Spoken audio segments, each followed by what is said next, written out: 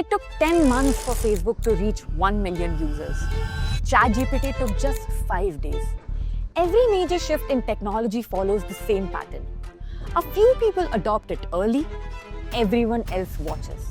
And by the time the masses jump in, the winners are already decided. Think about it. Companies that adopted the internet early dominated the web. Companies that adopted smartphones early built billion-dollar products. There is a simple reason for this. Technology doesn't just reward usage. It rewards how deeply you use it. And that depth compounds over time. If you have ever seen a technology adoption curve, you know this. Early adopters don't just try the tool. They built systems around it.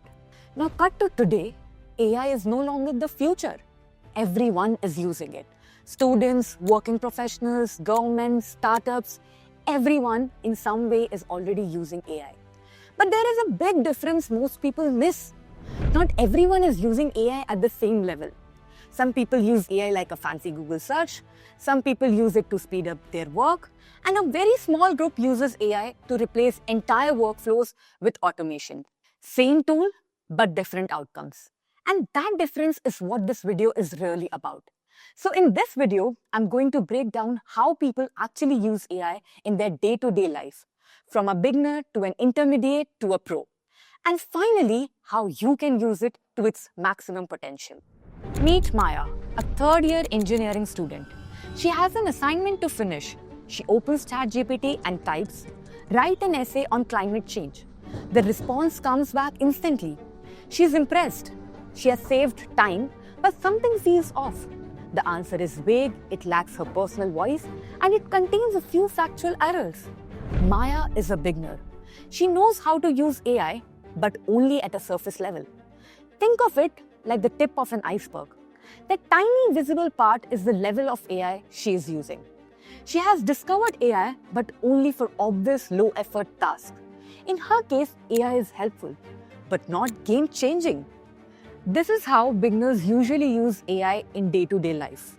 Fixing grammar or rephrasing text so it sounds better, rewriting WhatsApp messages, emails, or replies they don't want to think through, asking AI questions they would normally Google, generating quick captions, posts, or replies for social media, creating simple images or profile pictures just to try it out, getting help with homework, assignments, or basic work tasks.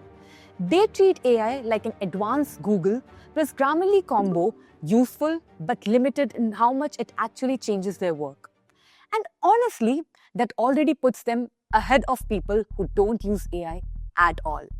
AI definitely saves time, but without enough context, the output stays generic. In Maya's case, her prompt was missing key details. Who is the audience? What tone does she want? What points should she cover? Now meet Sam. Sam is a recent graduate working as a marketing assistant. He is brainstorming ideas for a blog. Instead of asking for a finished article, he writes, "You are a tech blogger, outline a 5-point article on AI in healthcare for non-experts. Start with an introduction hook." Intermediates have one key realization. AI is not just for answers, it's for thinking with me. They don't ask AI what to do, they ask AI how to do it better. This is where people move past the tip of the iceberg. They can now see more of what AI can do. Here is how intermediates typically use AI. Brainstorming ideas and refining them step by step, doing deeper research and asking follow-up questions to narrow focus, bringing structure to messy thoughts, notes, or drafts, summarizing long documents into a usable insights, reusing AI outputs across tasks instead of starting from scratch. They use AI as a thinking partner, not as a shortcut. This is the visible part of the iceberg above water. Productivity multiplies here. 3 hours of work gets done in 1 hour. One idea turns into 10 more ideas. They don't accept the first answer. They iterate. Outline first, expand next, refine later. Many of us already use AI like Sam does. But even here, the work is still manual. AI helps him think, it doesn't run the work for him. Sam still has to trigger AI every time. He is using more of the iceberg, but not the part that creates real leverage. That part is still below the surface. And this is where the real divide begins. Now meet Priya. Priya is a product manager and she uses AI agents. She doesn't just use AI anymore, she builds systems with it. For her, AI isn't a single tool, it's a collection of smaller tools working together like a mini team. She has built 4 agents using automation tools that she can trigger from simple interfaces, sometimes from chat, sometimes from internal dashboards. Once triggered, different agents handle different parts of a workflow. Agent 1 continuously scans user feedbacks, support tickets, and app reviews. Agent 2 clusters themes and surfaces emerging problems. Agent 3 maps insights to metrics and highlights impacts. And Agent 4 prepares decision-ready summaries, what to fix, what to ignore, and what to explore next. All of this runs in the background. She is using the entire iceberg now. Most people use AI at the surface without even knowing that modern AI tools are capable of much more than that. This is how professionals actually use AI. Automating entire workflows, not just individual tasks, defining rules, constraints, and quality checks instead of manually reviewing everything, building AI agents that research, draft, evaluate, and iterate on their own, creating internal tools, dashboards, or lightweight prototypes, often using vibe coding to test ideas quickly, running experiments, and producing outcomes without needing large teams.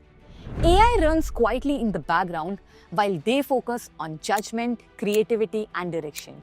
That's why they don't look busy but still produce more. Not because they work faster, but because they have removed low-value work entirely. They don't constantly follow up with AI. They define quality bars and confidence thresholds. If the output doesn't meet the bar, the system retries or escalates automatically. People like Priya aren't just more productive. They produce more outcomes than several average workers combined. We hear about AI agents and vibe coding all the time, but very few people actually use them. Not because they are hard to build, but because most people are still chatting with AI instead of building systems that solve problems end to end. The reality is this: most people will stay at the beginner level. Some people will reach intermediate, and very few will become truly pro users of AI. Not because AI tools are hard to learn, but because building depth requires constant tinkering with the set of new AI tools. The goal isn't to use AI more. The goal is to use AI better. The real shift is moving from asking questions to building things.